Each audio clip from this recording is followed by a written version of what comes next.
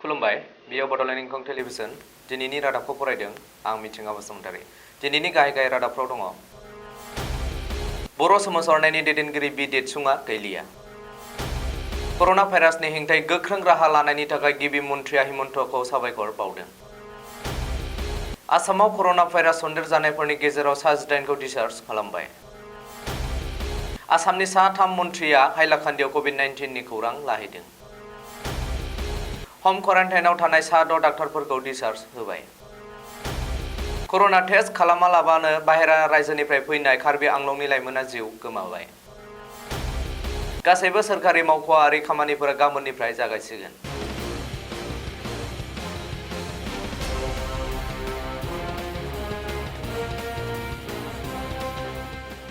दानिया आबुं रादाब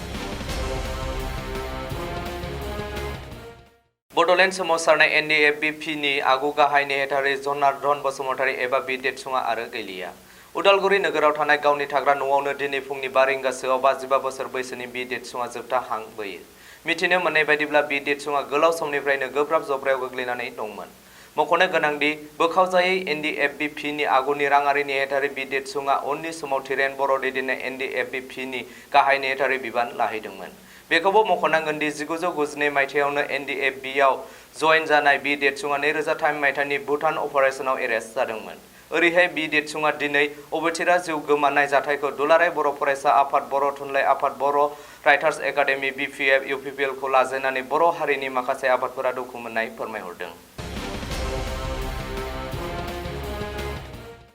गिख्रंथाव कर'ना भाइरासनि हेंथायै गोख्रों बिफाव लाना आरो सान हर नांथाबना खामानि मावनानै रायजोआव कर'नाखौ होबथानायनि खाबु खालामनायनि थाखाय गिबि मन्थ्रि सर्बानन्द सन'वाला सावस्रि मन्थ्रि हिमन्त बिश्व शर्मा आरो सावस्रि बिफानखौ साबायखर बावहरदों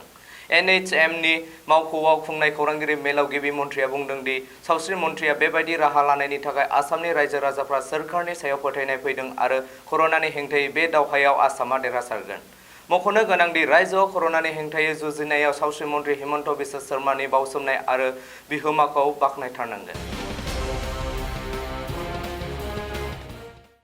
दासिम आसामनि कर'ना भाइरास सन्देरजानायफोरनि गेजेराव सा 18 बेरामिखौ हस्पिटालनिफ्राय डिसचार्ज खालामबाय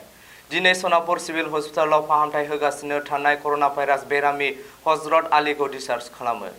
मख'थावदि आसामाव कर'ना भाइरास सन्देरजानाया दासिम गुबुन गुबुन देहा फाहामसालियाव फाहामथाय होगासिनो थानाय बेरामिफोरनि हालोदाबो मोजाङाव फैगासिनो दङ होननानै देहा बिफाननि सुलुङाव बुंदों आसामनि साथाम केबिनेट मन्थ्रिफोरा रबिबारखालि हाइलाकान्दि जिल्लायाव दावबायनानै कभिड-19 एबा कर'ना भाइरासनि थासारिनि बागै खौरां लाहैदों बै साथाम मन्थ्रिफोरा जादों आबाद बिफाननि मन्थ्रि उतुल बरा आदार आरो जगाय बिफाननि मन्थ्रि फणिभूषण चौधुरी आरो वाटार रिसोर्स बिफाननि मन्थ्रि केशव महन्त मिथिनो मोननाय बायदिब्ला साथाम मन्थ्रिफोरा जायगानि एमएलए खौ लानानै जिल्ला बेंगिरिखौ लोगो हमनानै आथिखालनि थासारिनि बागै सुलाद लाहैयो आरो लकडाउननि समाव अलखदाव गोग्लैनाय रायजोफोरनो थि बेसेनाव मुवा बेसाद जगायनो थाखाय मन्थ्रिफोरा बिथोन होयो बबेखानि रायजोनि 75,000 आबादारिफोरनो सोरखारा जोलै राननानै होनो लाहार फाहार खालामदों होननानैबो आबाद मन्थ्रिया फोरमायथिदों ताज बिमानता हटेलाव हम क्वारेन्टाइन खालामनानै दोननाय आसामनि सा 43 डाक्टार आरो नार्सफोरनि मादाव सा 6 डाक्टारफोरखौ देहा बिफाना दिनै रिलिज थामहिनबा डिसचार्ज खालामबाय मख'थावदि कर'ना भाइरास सन्देरजानाय बेरामिफोरखौ 7 सान गोख्रोङै फाहामथाय होनाय आरो जोथोन लानायनि उनाव डाक्टारफोरखौबो हम क्वारेन्टाइन जानो थाखाय बोसोन होनानै राहा खालामनो बिथोन होनाय लेखायै सा 43 डाक्टार आरो नार्सफोरखौ ताज बिमानता हटेलाव हम क्वारेन्टाइन महरै दोननाय जादोंमोन गिख्रंथाव कर'ना भाइरासखौ लानानै आसामाव मोनसेनि उनाव मोनसे मोजां खौरां फैनाय समावनो सोनाब कार्बि आंलं आरो नगाव जिल्ला सिमना ओनसोलाव कर'नाखौ लाना समखिनाया बारा जादों सुलुङाव मिथिनो मोननाय बायदिब्ला कभिड-19 नि टेस्ट खालामालाबानो बाहेरा रायजोनिफ्राय फैनाय बैता लांसुनि डनाल्ड रंहां मुंनि सासे लाइमोना जिउ गोमाबाय ओरैहाय डनाल्ड रंहांआ हरखाब जिउ गोमानाय जाथाया हाजोआरि जिल्लायाव सरासनस्रा रायजोफोरखौ सोमखिखांहोदों कर'ना भाइरासनि लकडाउननि गेजेरावबो गाबोननिफ्राय हादोरनाङैनो गासैबो सोरखारि मावख'फोरखौ खुलिगोन आरो मावख'आरि हाबा हुखाया सोलिगोन बे बिथिङाव आसाम सोरखाराबो माखासे आयेन खान्थि खाना होदों सोरखारि खान्थि बायदियै मावख'आव गासैबो मावफारियाफोरानो मास्क गाननांगोन आरो ससियेल डिस्टेन्सखौ मानिनानै सोलिनांगोन बेनि अनगायैबो जायखिजाया मावख'आव 7 नि बांसिन सुबुं जमा जानो मोननाय नङा